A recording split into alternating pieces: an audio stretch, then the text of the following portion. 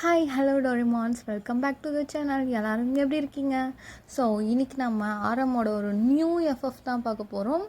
டெலிகிராமில் ஆல்ரெடி நான் உங்ககிட்ட கேட்டிருந்த மாதிரி நீங்கள் சொன்ன தம்ப்நெயில் தான்.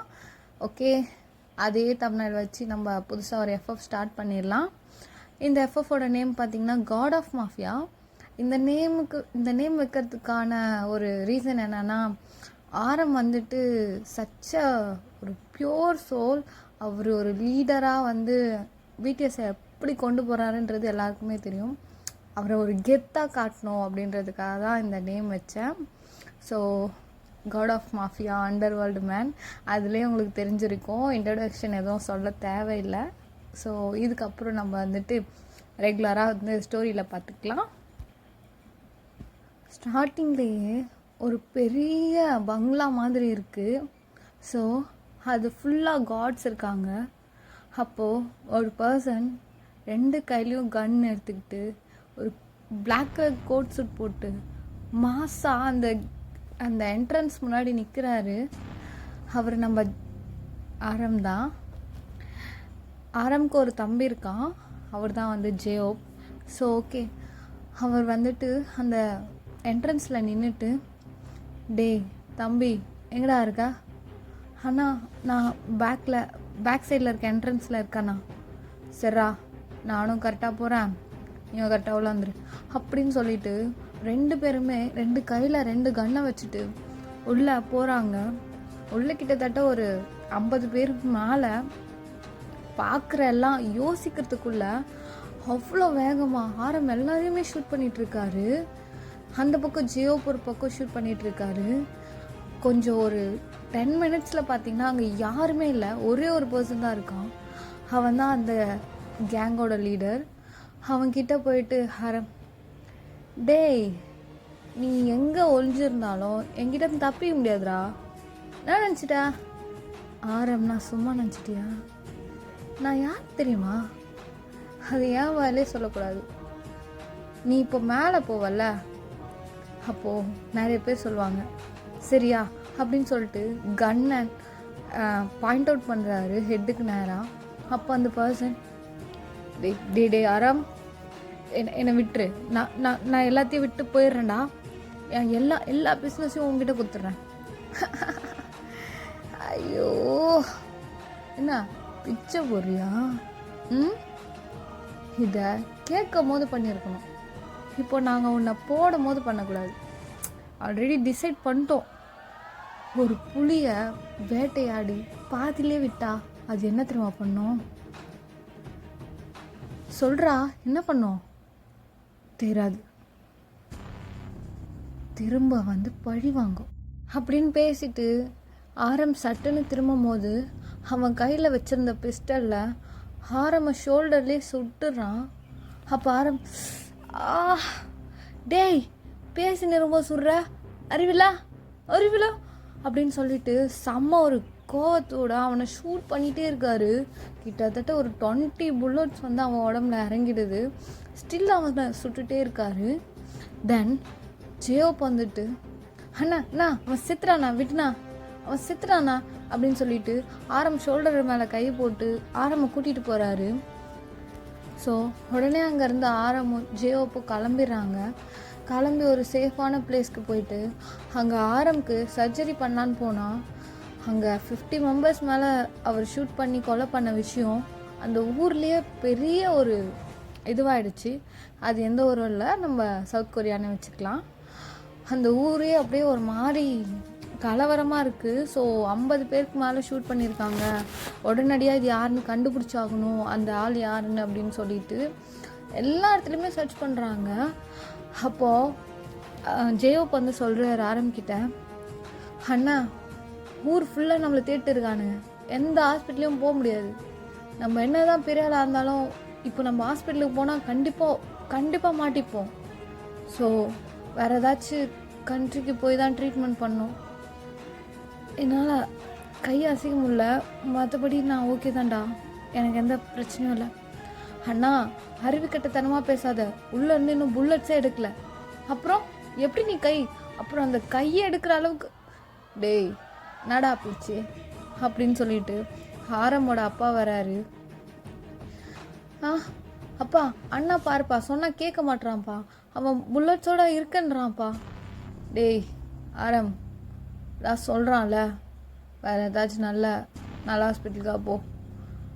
ஏய் அவனுக்கு பாஸ்போர்ட் ரெடி பண்ணுறான், அவனுக்கும் இவனுக்கும் அமுச்சு விடுங்க. இப்போ இங்கே ஊரே கலவரமாக இருக்குது, இப்போதைக்கு இங்கே யாரும் இருக்க வேணாம்.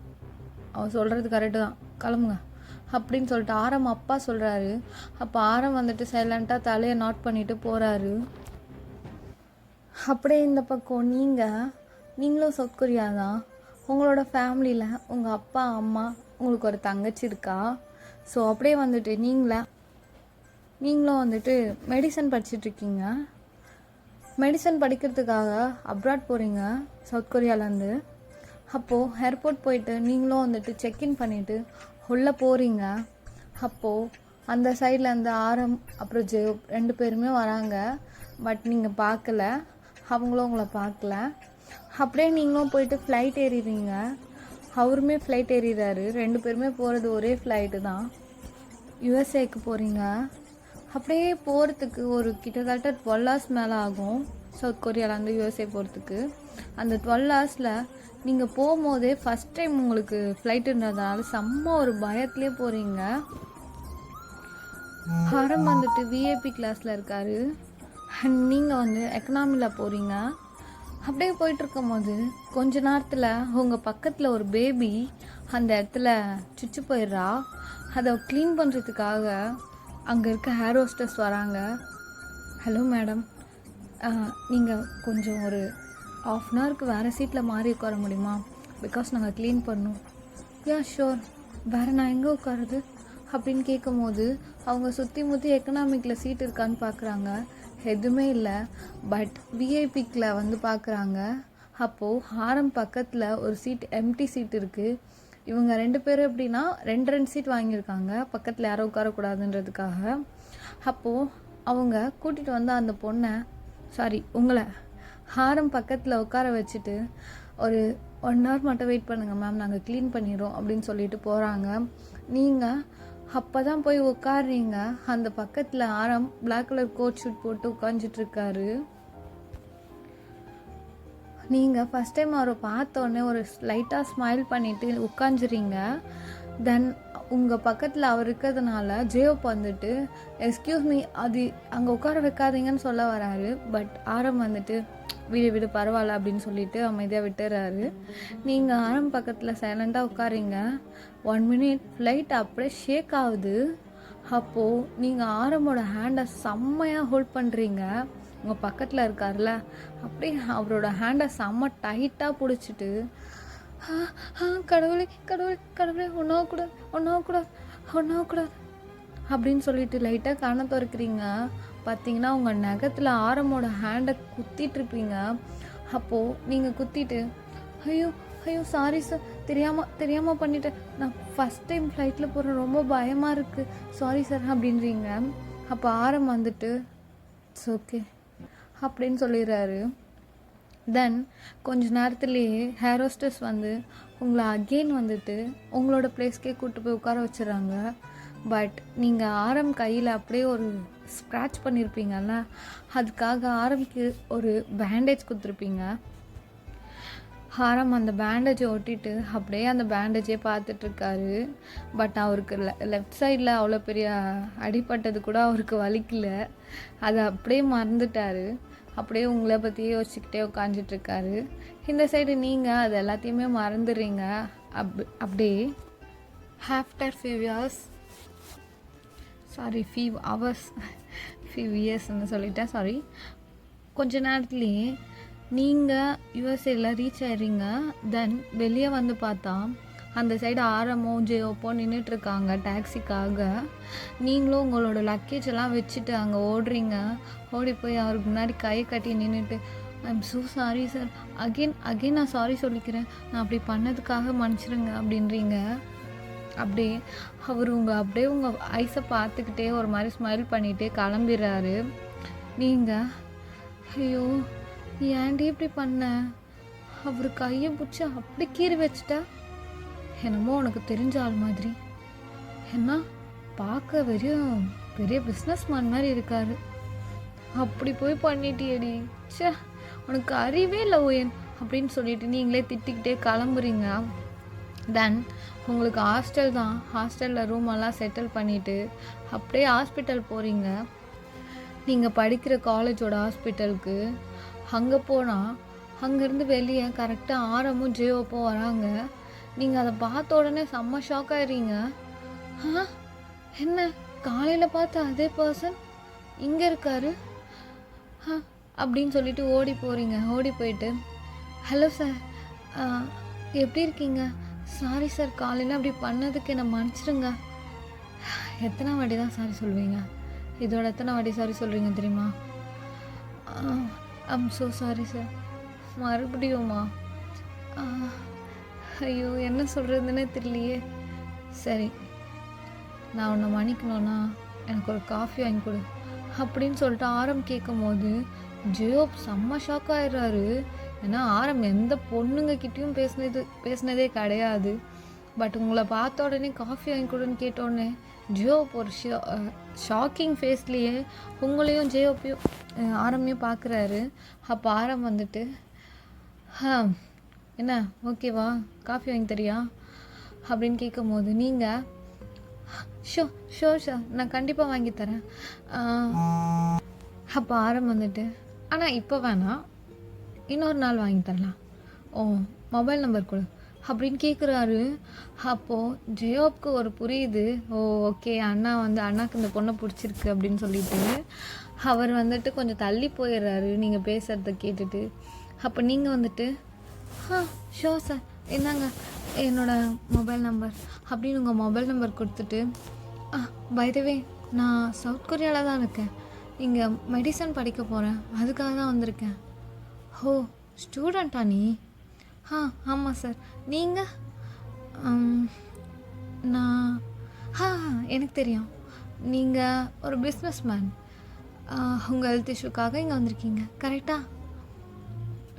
கரெக்ட் அப்படின்னு சொல்லிட்டு ஆரமும் தலையாட்டுறான். நீங்களும் உங்களோட நம்பர் கொடுத்துட்டு ஓகே சார், நீங்கள் ஃப்ரீயாக இருக்கும் போது எனக்கு ஃபோன் பண்ணுங்கள், உங்களுக்காக காப்பி வாங்கி தரேன். அண்டு சாரி அகெயின் சொல்கிறேன்னு தப்பாக எடுத்துக்காதீங்கன்னு சொல்லிட்டு ஓடிடுறீங்க. அப்படியே ஆரம் ஒரு பக்கம் லைட்டாக ஸ்மைலோட திரும்புகிறாரு. அப்போ ஜெயோப் வந்துட்டு நானா அந்த பொண்ணை பிடிச்சிருக்கா? ஏண்டா ஏன் அப்படி கேட்குற? இல்லை ஃபேஸில் இருக்க ஸ்மைலெல்லாம் பார்த்தா உனக்கு அந்த பொண்ணை பிடிச்சிருக்குன்னு நினைக்கிறேன். பிடிச்சிருக்கு. அப்போது இனி நைட்டு டேய் என்ன பேசுகிற? இல்லைண்ணா உனக்கு பிடிச்சிருக்குன்னு சொன்னல, தப்புடா தப்பு. பொண்ணுங்களை என்றைக்குமே அப்படி நினைக்கக்கூடாது, புரிஞ்சுதா? அண்ணா அது அவளை அப்படி நினைக்க மாட்டேன் அப்படின்னு சொல்லிட்டு ஆரம் கண்ணாடி கிளாஸை மாட்டிக்கிட்டு செம்ம கூலாக அப்படியே ஒரு வாக் பண்ணிட்டு போகிறாரு. பின்னாடி ஜெயோப்பும் போகிறாரு. நீங்கள் அப்படியே வந்துட்டு இதையே நினச்சிட்டு அவர்கிட்ட நம்பர் கொடுத்தீங்க, ஹேண்ட்ஸமாக இருக்கார், இதையே நினச்சிட்டு அப்படியே ஒரு ஹாப்பி மைண்டோட கிளாஸ்க்கு போகிறீங்க. ஸோ இதுக்கப்புறம் வந்துட்டு நான் நெக்ஸ்ட் பார்ட்டில் போடுறேன். பிகாஸ் எனக்கு இந்த டைம் டியூரேஷன் வந்துட்டு ரொம்ப கம்மியாக போகிறதுக்கு காரணம் என்னென்னா ஜின்னோட ஒன் ஷாட் எல்லாமே கொஞ்சம் கம்ப்ளீட் பண்ண வேண்டியது இருக்குது. ஸோ எல்லாமே வந்து நான் பண்ணணும், அதனால தான். அண்டு நெக்ஸ்ட் பார்ட்லேருந்து நான் ஒரு நல்ல டியூரேஷனில் போடுறேன், கொச்சிக்காதீங்க. அண்டு இந்த எஃப்எஃப் எத்தனை எபிசோட் போவோன்னு தெரியல.